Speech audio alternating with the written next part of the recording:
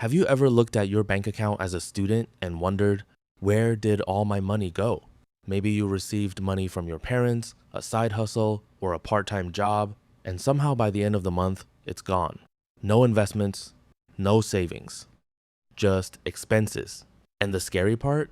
Most schools teach us biology, chemistry, and mathematics, but almost nothing about money.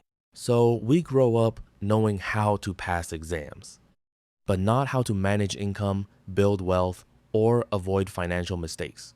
And that's exactly why I started learning about finance. Not because I was rich, but because I didn't want to stay financially confused. If you're a student like me trying to become financially smart early in life, this video will introduce you to some of the most important finance terms every beginner should know. Think of this like a money conversation between friends. Let's start with the most basic concept, income. Income simply means money coming in. For students, income might come from allowance from parents' racks. A part-time job does. Freelancing online. A side hustle. Scholarships or stipends. For example, imagine you tutor high school students on weekends and earn $40 every week. That money is your income. The important thing to understand is wealth doesn't start from how much money you make. It starts from what you do with the money you earn. Which leads us to the next term, expenses.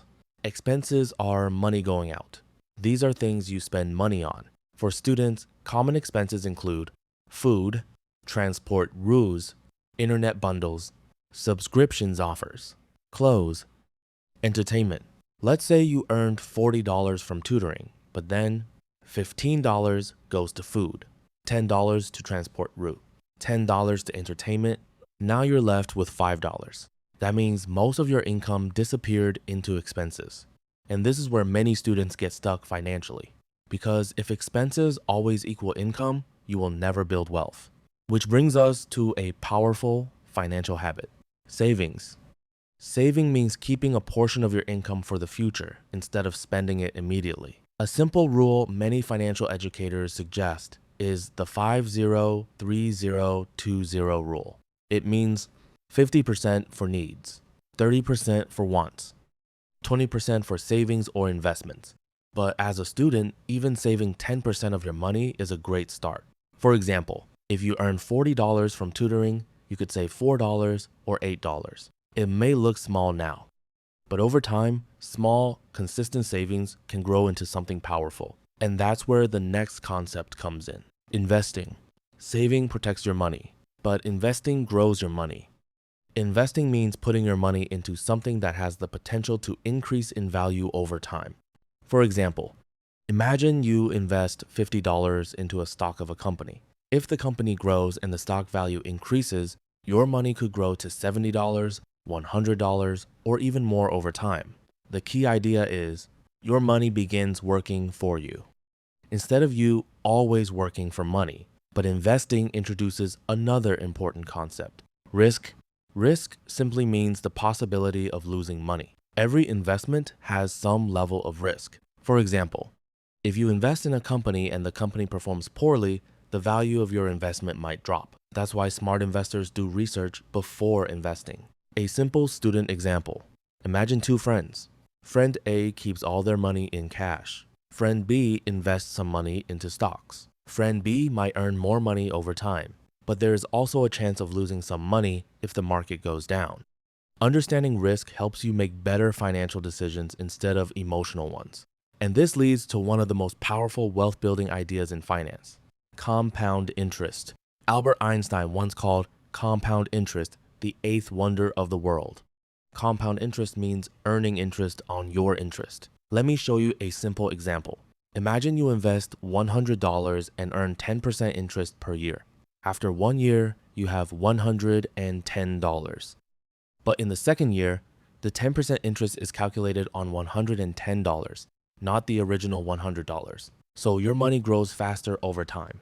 This is why starting young is extremely powerful. Even small investments made early can grow into large amounts later in life. Time is one of the greatest advantages young people have in building wealth. Assets versus liabilities. Another important concept in finance is understanding the difference between assets and liabilities. An asset is something that puts money into your pocket. Examples include investments, businesses, rental property, dividend stocks. A liability is something that takes money out of your pocket. Examples include debt, loans, expensive subscriptions, items that lose value quickly. For students, a simple example could be this. Buying expensive clothes every month is usually a liability, but buying a small investment like a stock or learning a skill that helps you earn money can become an asset. Wealthy people focus on acquiring more assets than liabilities. Budgeting. Budgeting means planning how you will spend your money before you spend it. Instead of wondering where your money went, you tell your money where to go. Budgeting helps you stay in control of your finances instead of your finances controlling you. The truth is, financial literacy is not about becoming rich overnight. It's about understanding money early so you can make smarter decisions over time. And the best part, you don't need thousands of dollars to start. You only need knowledge, discipline, consistency. The earlier you start learning about money, the more powerful time becomes in building your wealth. If you're a student who wants to become financially smart and build wealth while young, you're in the right place. This channel, Young Wealth Blueprint, is where I share everything I'm learning on my journey to financial literacy. So if you found this video helpful, like the video, comment one finance term you learned today, and subscribe to Young Wealth Blueprint so we can grow financially together. Because remember, the earlier you understand money, the easier it becomes to build wealth, and your financial journey can start today.